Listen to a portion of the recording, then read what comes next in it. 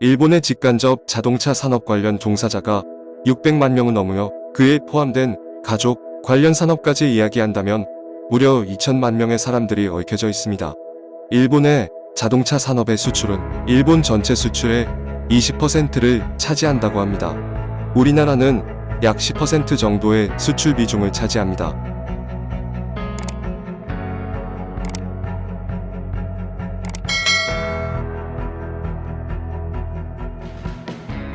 2000년도 초부터 세계적인 공용 핸드폰 업체로서 위력을 떨친 노키아는 1998년 미국의 모토로라를 제치고 처음으로 세계 1위 핸드폰 제조업체로 등극합니다. 이후 2007년 말 전세계 핸드폰 시장의 40%를 집어삼키며 노키아의 전성기를 구가합니다. 핀란드 국적의 노키아는 당시 핀란드 내 그 위상적 위치가 한국의 삼성을 뛰어넘는 지위로서의 거대 기업이었습니다.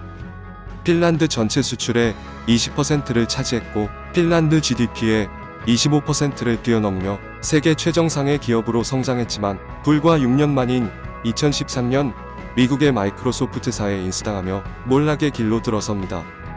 노키아가 몇 년 사이에 이렇게 급속히 몰락한 과정을 거친 가장 큰 사유는 바로 아이폰의 등장이었습니다. 그런데 노키아도 당시 아이폰과 같은 새로운 콘텐츠 확장 기술과 스마트폰 터치 기술 등을 충분히 가지고 있었다고 이야기합니다.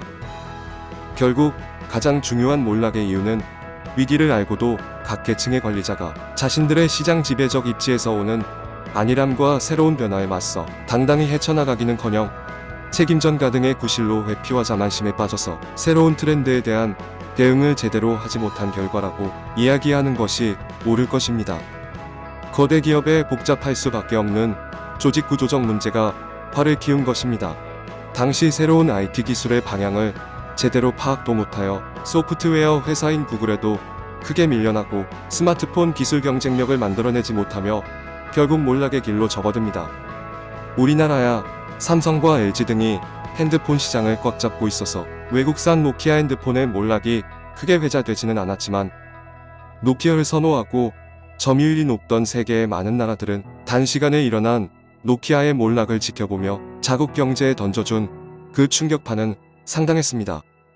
한마디로 이런 거대한 기업이 이렇게 허무하게 무너질 수도 있음을 보면서 경영 방식의 오판으로 일어날 수 있는 문제점이 회사뿐만 아니라 국가 전체에도 악영향을 줄 수 있음에 큰 위기의식을 불러일으켰고 경제 경영계에서 아직까지도 크게 회자되며 경제 역사의 한 주제로 자주 등장합니다. 그런데 우리는 어쩌면 이러한 노키아 외에 경제계에 회자될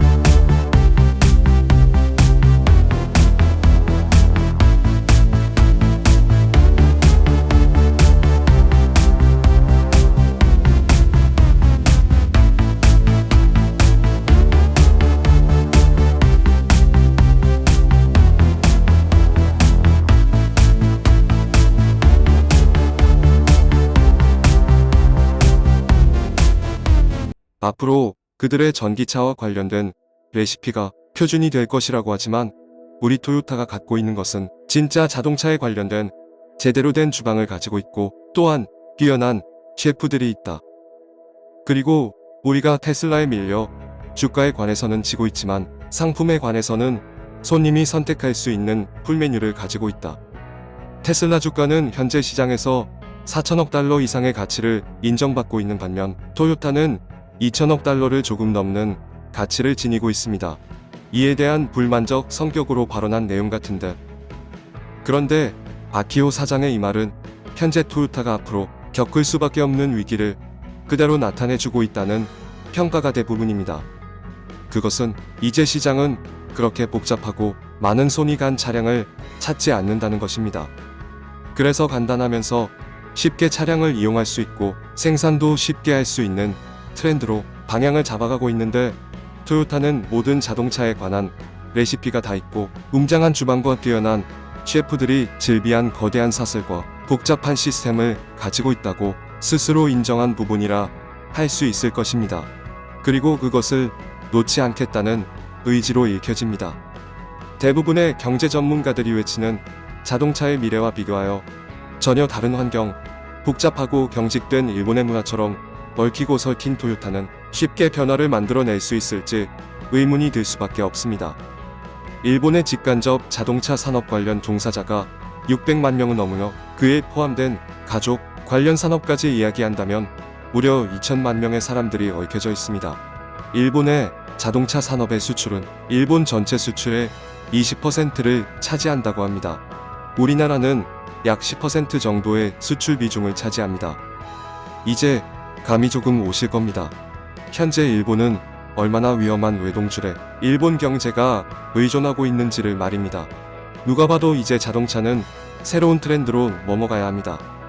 그리고 현대 및 폭스바겐 등 많은 자동차 업체들이 그것을 준비하고 있습니다. 이번 팬데믹이 인류가 자연을 파괴함으로써 일어난 여파라고도 하는데, 이제 전 세계는 화석 연료에 의존한 자동차 산업을 벌이려는 것이 바로 그 큰 흐름입니다. 토요타는 구조적으로 새로운 자동차 산업 트렌드에 접근하기 어려운 거대한 경제 체인이라는 모순적 구조를 가집니다. 이는 토요타뿐만이 아니라 수십 개의 일본 자동차 업계 모두와 연관이 되어 있습니다. 새로운 트렌드로 따라가자니 자신이 현재 가진 기득권을 놓고 가야 하는데, 그 여파는 일본의 자동차 관련 부품 수리, 외장 금융 등의 산업들이 몰락의 길로 가게 만들 겁니다. 그 자체만으로 일본 경제에는 엄청난 충격파입니다. 니혼 게이자이 신문에 따르면 일본차 부품업체 32개사가